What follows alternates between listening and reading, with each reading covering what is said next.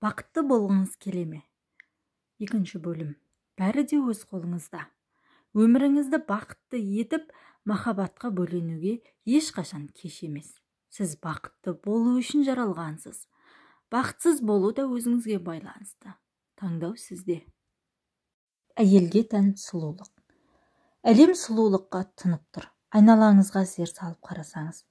Ұлы шебердің шеберлігімен асқан даналығын паш ететін сән көрмесінде жүргеніңізді аңғару қиын емес. Көрмедегі әрбір жаратылыс өзінше сұлу, әрбір жаратылыс бойындағы сұлулығы мен айналаға көрік сыйлайды.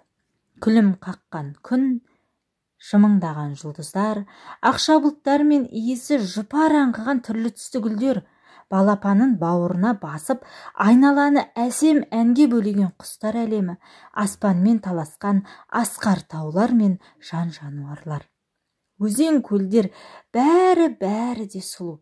Солардың ішіндегі ең сұлуы адамзат баласы екен. Ал адамзат ішіндегі әйел кісіге Алла тағала ерекше сұлулық пен нәзіктік сыйлаған. Міне, осы екі ұғымды астарлап әйел затына нәзік жандылар дейміз. Әйел ең сұлу жан. Ақылым заманнан бері әйелдің сұлулығы ақындар өлеңіне арқау болып, ғасырдан ғасырға ұласып келеді.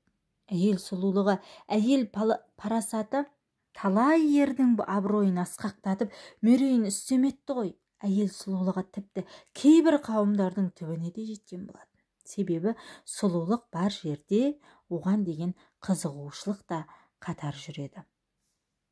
Артыма ер адамдар үшін әйел затынан өткен жаман сынақ қалдырған емеспін. Бұхари сүресі Никах 17. Әлемдегі әрбір жаратылыстың өзіндік міндеті бар. Байқасаңыз, әрбір жаратылыс өзінің сол міндетін қалтқысыз орындаумен сұлу. Мысалы, мінезі қоянға ұқсаған арыстанды немесе қасқырды көрдіңіз бе? Елестетіп көріңізші, қандай сүйкімсіз болар еді? Немесе қылығы әйелге ұқсатқан еркекке қараңыз. Ерге тән сипатын жоғалтқан соң көзге түрпідей тиеді. Сол секілді адамзат баласының, оның ішінде әйел кісінің де өзіне тиесілі Алла алдындағы және қоғам алдындағы міндеттері бар. Әйел кісі өзіне жүктелген міндетін орындағанда барып, сұлулығы мен кемелдене түседі, әрі өміршең болады. Асылында әйел адамның шынайы сұлулығын ашатын бояғыш құралдар, косметика емес, оның жаратылыс міндеттері. Косметика әйел өмірінде өзіндік орны бар әрине, оны жоққа шығара алмаймыз. Бірақ әйелдің шынайы сұлулығы бояғыш құралмен өлшенбейді. Сіз қыз баласына тән табиғилығыңызбен сұлусыз, өте сұлусыз. Сіздің сыңғырлаған күлкіңізге, назды үніңізге, аялы алақаныңызға әлемде еш нәрсе тең келе алмайды. Ол шындық. Бірақ әр нәрсенің өзіндік мақсаты бар. Соны естен шығармаңыз. Сізге Алла тарапынан берілген осы артықшылықтар белгілі бір мақсатта дамып жатқанын біліңіз. Сіздің өз табиғатыңызды сақтауыңыз, болашақтағы ұлы бір іске дайындық, ол аяулы жар болу, мейірімді ана атанып, бір қолыңызбен бесік тербетсеңіз, екінші қолыңызбен әлемді тербету. Демек, сіздің Алла алдындағы жаратылыс міндетіңіз құлшылық болса, қоғам алдындағы міндетіңіз салихалы ана танып, салихалы ұрпақ тәрбиелеу. Осы екеуін орындар алсаңыз, сұлулығыңыз өміршең болады. Расында, әйел баласы Аллаға ғибадат жасап, күйеуіне бойсыну арқылы аяулы жар, үлгілі келін атанады. Жәннаттың қалаған есігінен кіру мәртебесіне иеленеді. Алла елшісі әйел 5 уақыт намазын оқып, Рамазанда оразасын ұстаса, ар намысын сақтаса, және күйеуіне бағынса, оған жәннаттың қалаған есігінен кірсін делінеді дейді. Файзул Қадир, 1 том, 392 бет. Хадистен байқасаңыз, Алла елшісі әйел кісінің Алласына құлшылық етіп, күйеуіне бойсыну ақиреттің мәңгілік бақыты жәннатпен байланыстырылады. Демек, әйел кісі салихалы істер арқылы, әйел үшін салихалы істердің ең абзалы ол Аллаға ғибадат ету және күйеуі мен ата-анаға бойсыну. Ақиретте осындай сыйға бөленетін болса, дүниеде де көптеген жақсылықтарға кенелер сөзсіз. Бұл жайлы төмендегідей Құран аяты бар. Ер болсын, әйел болсын. Кімде-кім мүмін ретінде Алланың разылығына бөлейтін сауапты да игілікті істер атқарса, біз оған міндетті түрде пәк әрі жақсы өмір сыйлаймыз. Сондай-ақ оларды дүниеде істеген ең игі, ең жақсы істерін ескере отырып, сый-сияпатқа бөлейміз дейді. Нәхл сүресі 97 аят. Аяулы ана атану әйелді сұлу ететін бақыттың бірі ғой шіркін. Үлгілі ана болу әйел кісіні екі дүниенің де бақытына жеткізеді. Пайғамбарымыз саллаллаху алейхи уассалям бір хадисте, кімде кімнің екі қызы болып, оларды жақсы мінез құлықпен тәрбиелеп өсірсе, ол екі қызы оның жәннатқа кіруіне себепкер болады дейді. Ер бұзылса, шаңырақ шайқалады, әйел азғындаса, қоғам бұзылады деген сөзді жиі естиміз. Ол рас. Олай дейтініміз, әйел ана келешек өскелең ұрпақтың тәрбиешісі, қоғамның ұйытқысы. Ешкім аспаннан аяғы салбырап жерге түсе салған жоқ.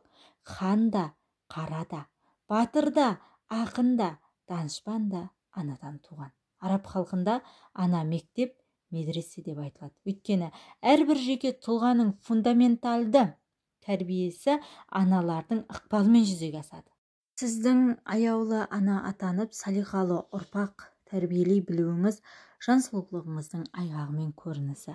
Сіз тәрбиелеп өсірген ұрпақ кейінгі буынға өнеге болып, дәл өзіңіздей салиқалы ұрпақ тәрбиелеп өсіруге атсалысады. Міне, бұл сіздің сұлулығыңыздың бұл дүниеде жалғасын табуы.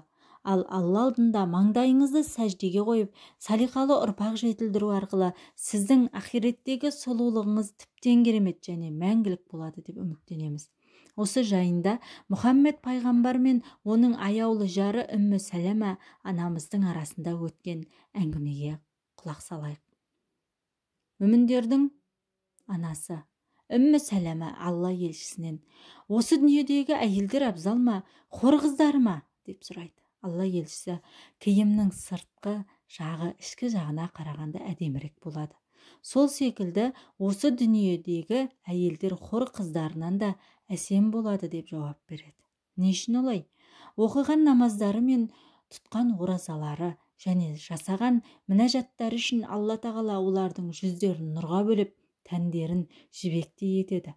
Түстері әппақ, киімдері жап-жасыл, әшекейлері сары, асыл тастары інжуден, тарайтын тарақтары алтыннан болады. Бұлай деп айтады: біз ешқашан өлмейміз, ұмытпаңдар. Біз әрдайым қуаныш пен шаттықтамыз. Ешқашан ренжімейміз, ашуланбаймыз. Бізді алған ерлерге неткен қуаныш және бізге де неткен қуаныш. Ва Алла елшісі, кейбір әйелдер осы дүниеде 2 рет, 3 рет, тіпті 4 рет тұрмысқа шығып жатады. Олар өлгеннен кейін онымен бірге бәрі жәннатқа кірсе, олардың қайсысы оның күйеуі болады? Ва Үммі Сәләмә, оған таңдау еркі беріледі. Арасындағы ең әдептісін таңдайды да, жаратушы иеге: ва Раббым, мына кісі өткен дүниеде ең әдептісі еді, мені соған қоса көр деп тілейді.